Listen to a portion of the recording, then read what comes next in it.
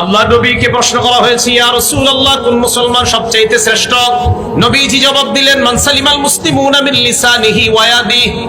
যেই মুসলমানের কথার কষ্ট দেওয়া এবং হাতের কষ্ট দেওয়া, জবানের কষ্ট দেওয়া এবং হাতের কষ্ট দেওয়া থেকে অন্য মুসলমান নিরাপদ হয়ে যায়, আল্লাহ নবী বলেন এই মুসলমানটা পৃথিবীর শ্রেষ্ঠ মুসলমান হয়ে যায়। পৃথিবীর শ্রেষ্ঠ মুসলমানকে নবীজি বললেন, যার এই জবানের কষ্ট দেওয়া থেকে আর হাতের কষ্ট দেওয়া থেকে অন্য মুসলমান নিরাপদ থাকে, এই মুসলমানটা আফজল, পৃথিবীর শ্রেষ্ঠ মুসলমান হয়ে যায়। আল্লাহ আমাদের সকলকে পৃথিবীর শ্রেষ্ঠ মুসলমান যেন আমরা হতে পারি, আল্লাহ তৌফিক দান করেন। প্রিয় ভাইয়ারা, ব্রাহ্মণবাড়িয়ার কষ্ট নিয়েন না, আমাদের সময়গুলো অনর্থক নষ্ট করেন না, একটা মুহূর্ত অনর্থক সময় নষ্ট করেন না। হয়তো জিকিরে কাটান, না হয় কোনো ভালো আমলে কাটান, সময়গুলো নষ্ট করেন না। আপনার সময়গুলো শয়তান বারবার নষ্ট করতে চায়, এইভাবে সেভাবে শয়তান আপনাকে জাহান্নামে নিতে চায়।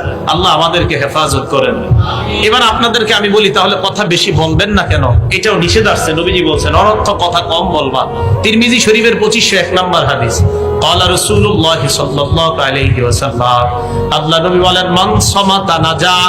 আব্দুল্লাহ ইবনে আমর রাদিয়াল্লাহু তাআলা আনহুর বর্ণনা, নবী, যে ব্যক্তি চুপ থাকে সেই ব্যক্তি নাজাত পেয়ে যায়। যে চুপ থাকে সে নাজাত পেয়ে যায়। কথা কম বলবেন, গুনাহ কম হবে।